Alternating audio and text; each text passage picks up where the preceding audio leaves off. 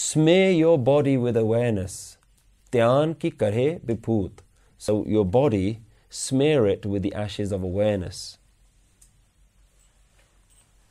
There is no moment in your life when the Guru's teachings does not apply.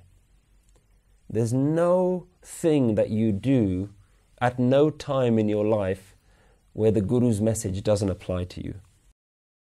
Just think about that for a moment. Think about all the things that you do with your day. There's nothing that you're doing at any point during your day where the Guru's message shouldn't be ringing in your ears. Your body does so many things, yeah?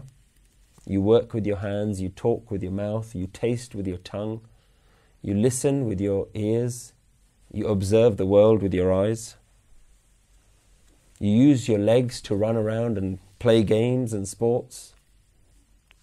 And in each one of those activities, your awareness is needed. Whatever you're doing with your body, smear your body with awareness. Awareness of what the Guru is saying is constantly needed.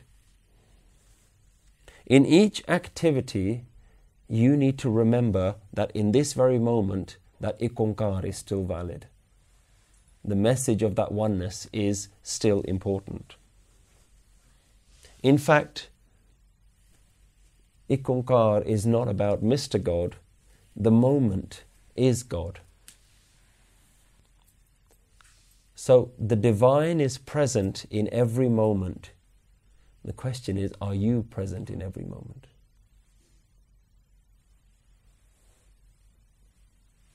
That God that you're looking for is already there in that moment. The question is, are you there? Are you there to see it? This is the awareness that you need to have all the time. And this is how you need to be recognized. If you think of the analogy that the Guru is using of the yogis, in India you're walking on the streets, from miles away you can always spot one of these yogis because of their grey skin. They cover themselves and they look a particular way so that from a distance they can be recognized. The Guru says that if they're recognized by what they smear on their body, then you smear awareness on your body. That's how people will know that you're really spiritual. That at every moment you recognize that this is God in this moment. So you need to be covered from head to toe in awareness. Dhyan ki kare vibhut. Kinta kal. Wear a robe of death. So your body, that's full of awareness with your hands, with your feet. At all times you're aware that this is God. On that body of awareness, wrap it with a cloak of death. If your body is aware all the time, then the ultimate thing that you need to be aware of is that your body is going to die. This is something that we feel very comfortable forgetting.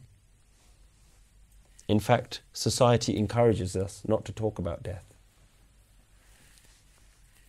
Everything that your body can feel, can touch, can taste, can smell, can see, everything around you is going to die. It's already destined to die. Everyone is on a death sentence. Everyone is on death's row. And this is what we've all been born with. The minute you're born, the only guarantee that you have is that you're going to die. That's the only thing in life that's guaranteed. So all the pleasures that you're enjoying right now with your life, all those pleasures are going to die. And the body with which you're enjoying those pleasures, that body is also going to die. That's the level of awareness that you need to have of how temporary everything is. So ultimately you should know that everything is futile. Know death, embrace death, wear it around you all the time. So what do we mean by embrace death? How do you embrace death? Do we just embrace the idea that we're going to die? Or do we kill all the attachments that we have to everything around us? If everything that we have around us is going to die, then rather than waiting for it to die before we realize, before it hits us, we break our attachment to that now. You need to be detached from everything. Everything that your body can feel and touch and taste, know that that body is already wrapped between you and that thing is a barrier of death. Everything that you can touch and feel and smell and hear and taste, all of that stuff is going to die. So that's what it means by wrap your body around with the robe of death. And the yogis didn't wear a lot of clothes. They didn't have different coats for different days. This isn't a coat that you wear just once in a while and then you put it away in the cupboard, never to be seen again. This is their only coat. Remember, they don't walk around with many clothes. If they have a coat, then they're very lucky. So this is your one coat that you wear. Every moment of every day, the coat that says everything is going to die, including the one wearing this coat. Khinta kal, kuari kaya jugati. So, kuari is this pure virginity. And kaya means the body. Make your body like this pure, innocent virgin. And make this your jugat, make this your purification technique. So when we think about purification, these days everyone talks about detox. When we talk about being pure by restricting what we eat and restricting what we drink and what our body comes into contact with, by having good physical fitness and even abstinence, and being completely pure and never having any physical relationships, all of those things are simply external bodily purity. They're just purification of the body. But purification of the mind is a lot harder to achieve. So remember that with this coat of death that you're wearing, all of your attachments drop. So you become detached from everything around you, but you also become detached from everything inside you. So that means you're detached from your own thoughts. You're detached from your own opinions about how the world works. You're detached from your emotions. You're detached from your memories of your past and detached from your aspirations of the future. This is purity of mind. This is a virginity, a virgin-like purity that we don't tend to have with our daily lives. So, detachment from your body is like this cloak of death that you're wearing around you. But remember that your clothes are not you. They say clothes don't make a man. And in the same way that your clothes are not you, if you're making your body pure, you have to remember that your body is also not you.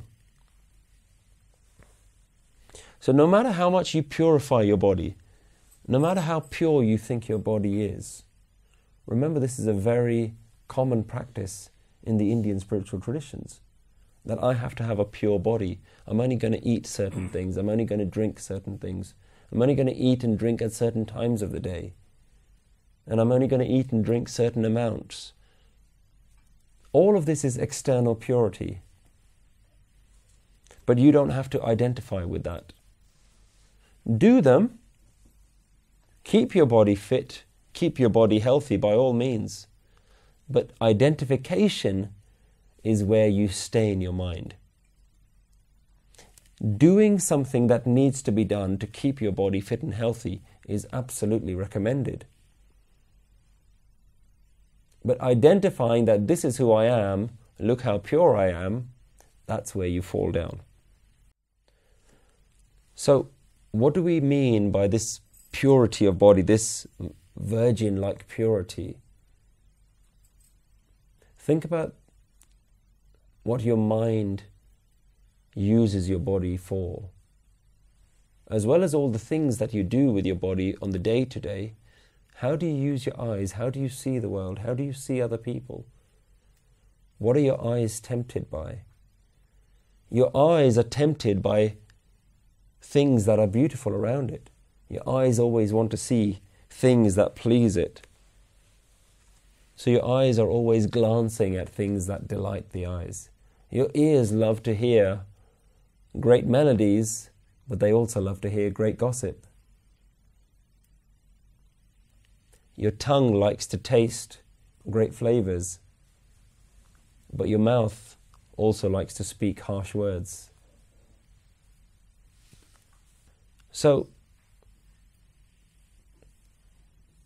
when Guru Nanak Dev Ji is talking about Kuwari Kaya, the body, Kaya means body, how can we justify by saying that this is not just talking about purity of the physical body, but it's actually purity of our mind as well? What has the mind got to do with the body? Remember, in the Indian traditions, we don't see ourselves as just having one body. In fact, in the Vedic traditions, they talk about the human having 3 bodies. The first one is called the Asthul Sarir, which is your physical body. The second one is called your Suksham Sarir, your subtle body. Suksham means something that's hidden.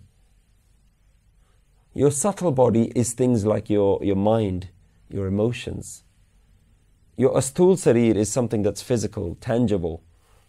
Your Suksham Sarir is something that is less tangible, your mind, your emotions, your memories. And then you have another body called your Karan Sarir, which is something very deep-rooted, this very deep-rooted notion that I am. That's very, very deep. It's almost intrinsic with your Atma. So, when Gurbani talks about purifying the body, it talks about the body within this context of your external body and your inner body. This is why Sikhs aren't just interested in outer purity. The purity of the mind is just as valid, if not more important. So how do you purify your inner body, your Suksham Sarir? In your inner body is where your desires, your emotions, your attachments, your greed, your sense of self-importance, all of these things exist in your inner body. So you have to keep these under control. You have to keep your desires under control. You have to keep your emotions under control. You have to keep your self-victimization under control. And by self-victimization, we mean somebody who's always feeling sorry for themselves. You know, when you feel sorry for yourself, it's a really good feel-good factor.